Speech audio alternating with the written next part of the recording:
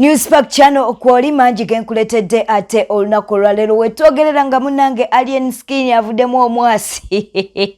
ku nsonga z'abapromota abavuddeyo munnange ne balyoka babagamba nti tebagenda kuddamu kubayita ku kivuli kyonna kyonna okumala emyezi 3 bw'ati Alien Skin bw'abaanukudde.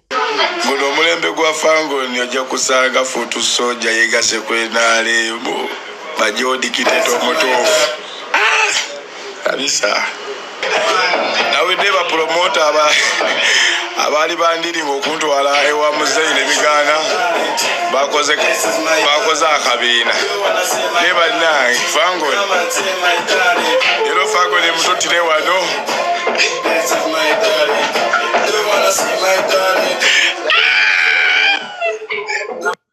wetwogerera munange nga Minisita Kasolo ayingidde mu nsonga za Palaso akosa ne Alien Skin ono n'agambye era n'alabula poliisi mbuteka gitanda nebeera nga ekwatako oba eggalira Palaso yekka ate Alien Skin ye n'asigala ebweru.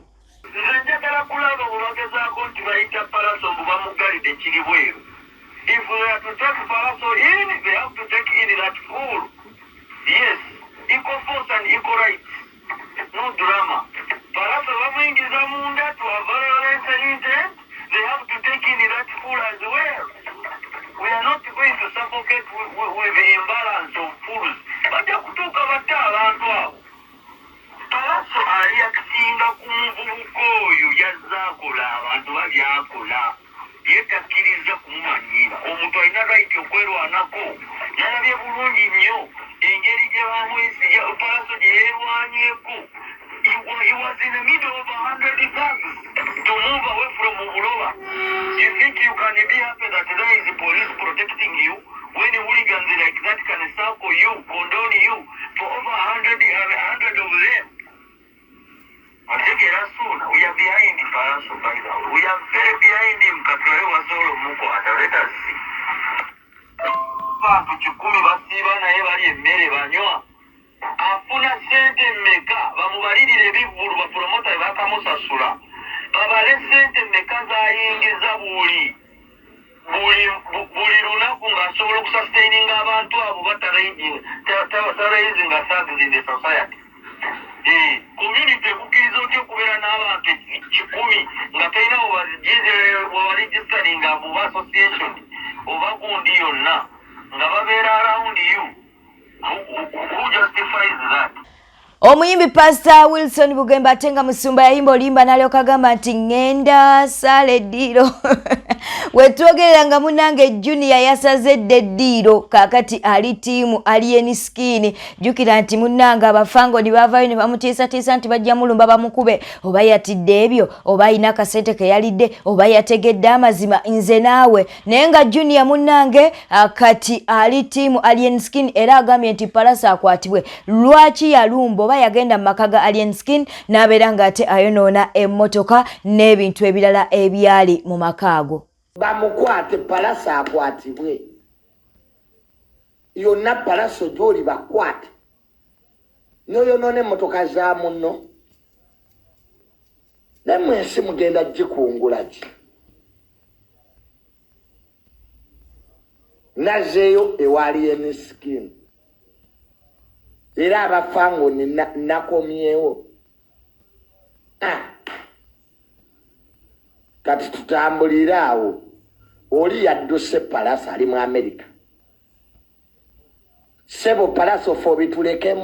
obitulekemu Palaso wonna wooli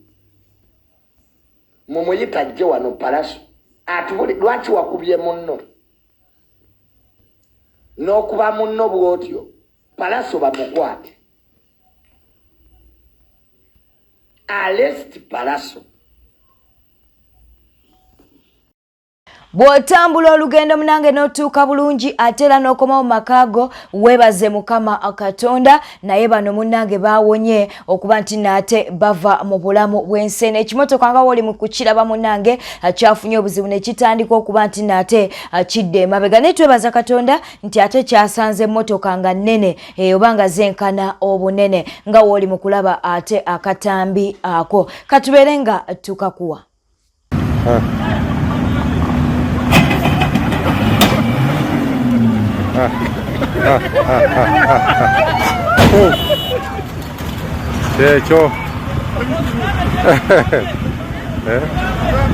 Ravi. Ravi.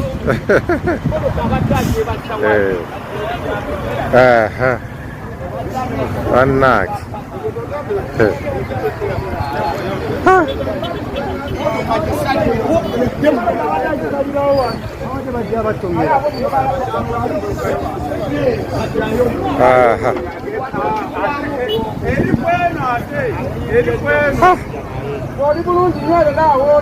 Subscribing, liking, atereko bakabwao mu comment section and a news spark channel. Honorable Lutamaguzi Pike avuddeyo nalokagamba nti Bobi Wine sonyiwa Saanya agambye nti no baberenga ate bamuwa second chance asobole okuba nti akomawo mu kibiina kya NUP mbwayinza okubanga munange byayogera bya mazima. Akatambi kekano Chenza President Robert Kyagulanyi Saanya mumwanirize toja gye bamuteekako ne banna abalala bakyali mu makomera nene nnyo yeetaaga mu rehabilitating bana ennyumba ze bamusuubiza anti uliriza kyenkugamba nze kyensooka okwebaza njagala kusooka okwebaza Saanya bana akabinja kano kajja kuvayo kakutiisetiise mbululiwe wali oyogera ndibagira mbu tewali mulalu Mune kati boyogedde amazima mukati batandise okusaba mubakuteekeko ekyuma kikukebere nenze nsuubira nti abasaba ekyuma kikuteekako bwe bali badde basooka okiteekako bakebere kubanga ndaba nti nabo kati batandise okuswala mwe bannayuganda mbasaba musome akatabo ke bayita The Dictators Naked. So musomo abamu temwagala kusoma muleka nnyo bugulu musome akatabo bakayita The Dictators Naked. Gwe nkugayo gwe tosoma bitabo basooka ne bajja n'ebibozibozi okusiba abaana bizinesi ya Kyagulanyi nitwagala nti neddo ba bizinesi ya Kyagulanyi mutaddeko bano n'abasigadde mu basumulule bizinesi ya Kyagulanyi esobole okugwa nga batandika okukoma wano ate Kyagulanyi kati yagira abaana bano ne tubagamba nti nedda bana abasajja ffe tubategeera. Omuyimbi Ajaluna Mubiru munange avuddeyo n'abeera ng'atabukira Palaso. Lwaki amutabukidde olw'ensonga nti ono yasituka n'agenda n'alumba alien skin mu makaage. Okitegeera akatambi nno keekano bajja kulabako ku mirambo egigudde kubanga singa kitwale nti singa waliwo eyabaddeko oxygen ng'ali mu makaago bamukuumiraawo singa wabadde omulwadde w'omutima kyandibadde kyekiddako oba obwana obuto oba ejjinja lyalituuse ku ki sigamba nti kyatuuse wa alien yekka ne alien muvumirira okitegedde ffe music si gaali music kigambo nakuba luyimba message na muziki gwe gukuwe fe abatayira gaali abantu tebazina mu nnyimba zaffe batebazaagala